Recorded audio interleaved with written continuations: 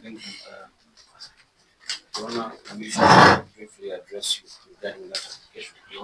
We strongly oppose that application. And before even getting into the merits of the application, there is a preliminary issue, and it's that Mr. Harrison Mayake is present. Perhaps with the direction he can confirm whether he appeared before Commissioner of the Courts and had his affidavit in support of this application commissioned. If he appeared, we can proceed from there to opposing the application. We can just confirm he is present and which commissioner did he appear.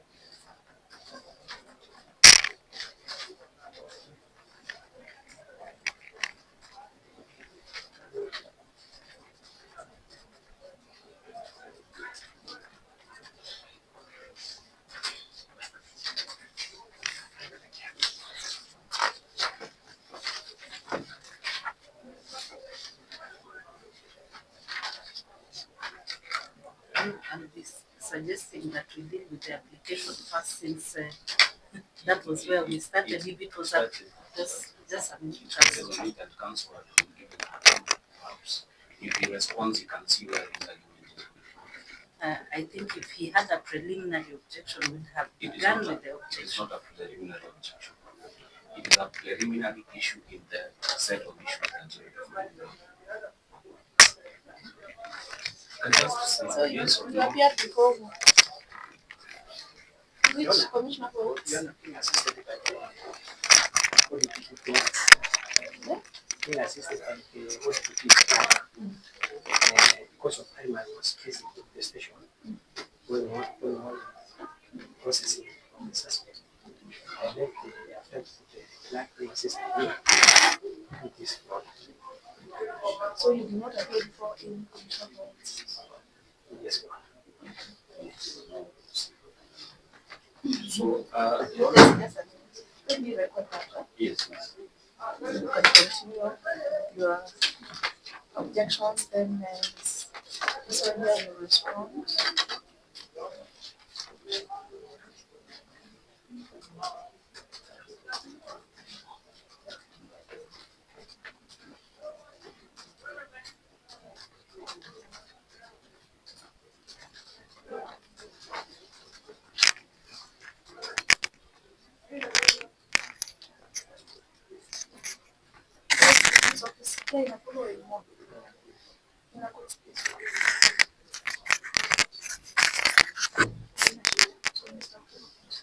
Yes, Your Honor, the application before you is fatally defective.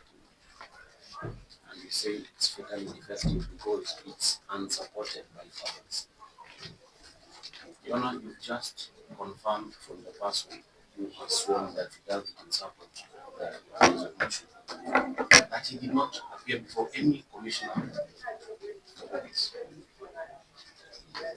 So there is no affidavit in support of the notice of motion, because whatever is there offends the provision of the Oaths and Statutory Declarations Act. He was supposed to appear. I know I did fast, but not that. Okay. The offense the provisions of The Oaths and Statutory Declarations Act. Because, Your Honor, under that act, a person who swears an affidavit is supposed to appear before a commissioner for oaths in person. Your Honor, you've just been told that did not happen in this instance. The second peculiar thing, Your Honor, I urge the court to take judicial notice that there is only one advocate in the entire republic by the name B.E. Owino Oenga. B.E. Owino Oenga. And by coincidence, Your Honor, that advocate is here before you, representing the respondents who are the accused persons here. So it cannot happen that advocate for the respondent is the one who commissioned an affidavit aimed at detaining his client. Your Honor, for record purposes, yesterday, which was the 3rd day of January, I, alongside Mr. Owenga, visited the accused persons at Central. Yesterday, 3rd of July, 2025. I and Mr. Owenga visited the accused persons at Central Police Station. And for the record, Your Honor, and again I urge the court to take judicial notice of this. The first accused person, until last week, Your Honor, until 2 weeks ago, he was the deputy speaker for Nakuru County Assembly. Your Honor, he was impeached, and after his impeachment, I, appearing alongside Mr. Ratitu, Mr. Owenga, and Mr. Mushiri, we filed judicial Nakuru High Court judicial review number E006 of 2025, where even when you go to the CTS, it will show clearly Mr. Owenga is advocate for the first accused person. Your Honor, an application seeking to deny a person the right to liberty must be founded on facts. Now we don't have a supporting affidavit. All we have is a notice of motion. So there are no facts to back up the application that is before you. Nonetheless, Your Honor, now we can go direct and address that application. Your Honor, in this application, what the court is being asked to do is to interfere with the right of liberty of the two accused persons. Right of which, Your Honor,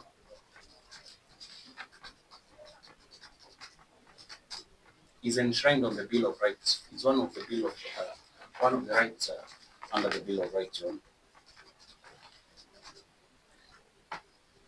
It is not an absolute right, we agree. But for it to be interfered with, Your Honor, the prosecution has a duty not just to give reasons why the right should be interfered with, but compelling reasons. There's a difference between reasons and compelling reasons. These reasons, Your Honor, should have come in form of an affidavit, which is not there. The affidavit on record is incompetent. It cannot amount to an affidavit. It cannot support the instant motion. Your Honor, it is our submission that the instant application is a desperate measure, Your Honor, by the police to be seen to be working, Your Honor, especially in light of the protests that happened on 25th of June 2020. Your Honor, as it has been stated in the notice of motion, whatever the accused persons are being accused of over here are said to have happened on 25th of June 2025. And today, The protests were on 25th of June 2025. And they were national protests, not just in Molo. So they are being accused of? Whatever they are being accused of, the stealing, arson, allegedly happened on 25th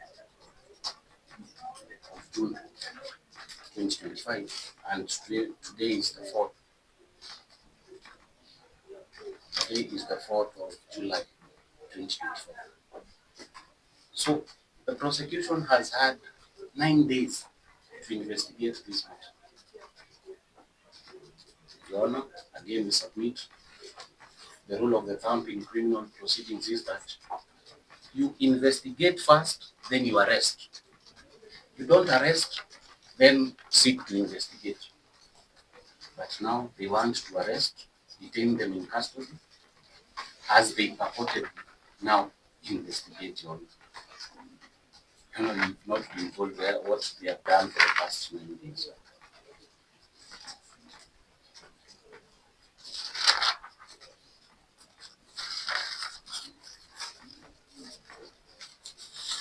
Your Honor, again, referring to the bond and bail guidelines. Yes, again, we state that right to liberty is not an absolute right. There must be compelling reasons, and the the bail and bond guidelines, Your Honor,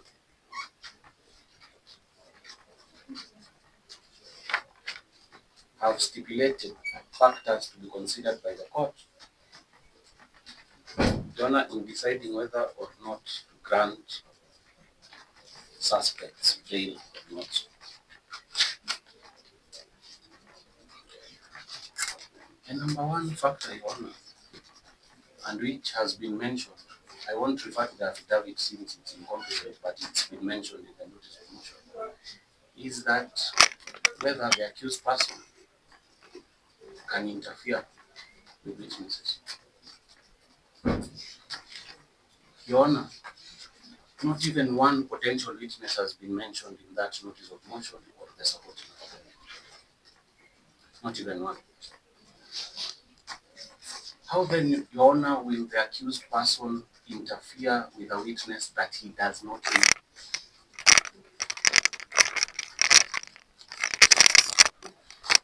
Number two, Your Honor,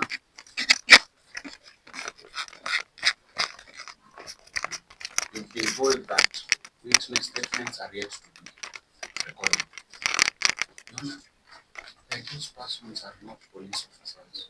They play no role in recording of witness statements. And, Your Honor, the prosecution has not shown us how, if the accused person is not in custody, the police will be unable to record statements from the unknown, unnamed witnesses.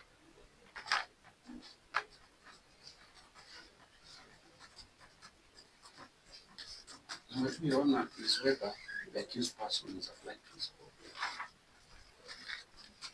Your Honor, the accused persons are not flight risks. The first accused person, Objection, Your Honor. We did not raise the issue of being a flight risk. it is part of the bond and bail terms. But That is submission on a matter of law. That is submission on a matter of law.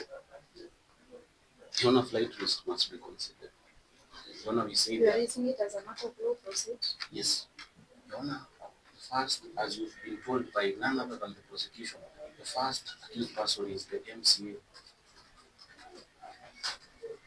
Is the MCA for Molo. And the second accused person, Your Honor, is his personal assistant. They have known abodes in Molo. And even the first accused person comes to the National Assembly, the County Assembly every week. He's not a flight risk, he is available. The office of the MCA is a public office in Molo. He is there weekly. He is not an accused person. There is no reason to detain this guy. Your Honor, number two, you've been told about purported powers that are wielded by the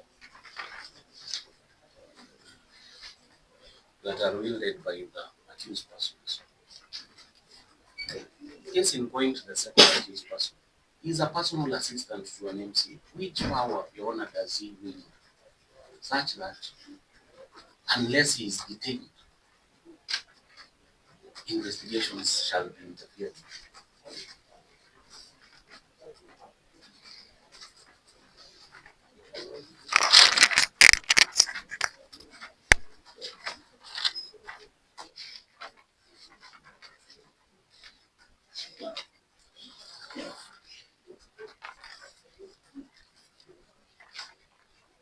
Your Honor, it is our submission that the prosecution have each and every right to carry out the investigations that they want to carry out in this matter.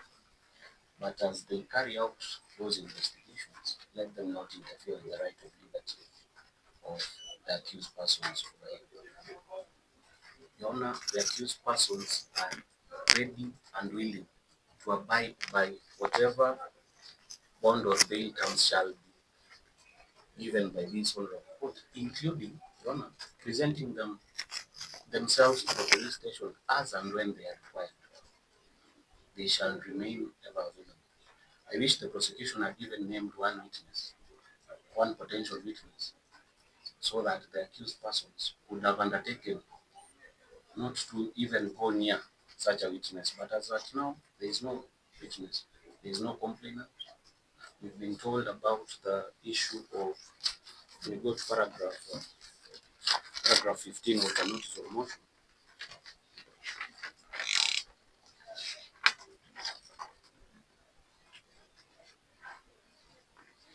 We've been told that the life of the accused person is at risk.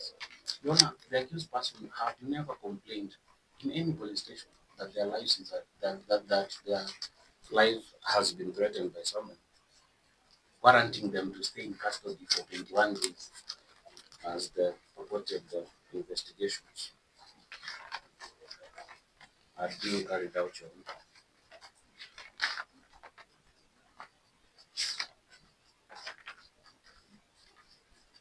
So that, Your Honor, it is our prayer that you dismiss this application and admit the accused persons to bond or cash pay, including even a free bond. Your Honor, they are willing and ready to avail themselves anytime they are called upon. We will still have time, Your Honor. My co-counsel can address that. Yes.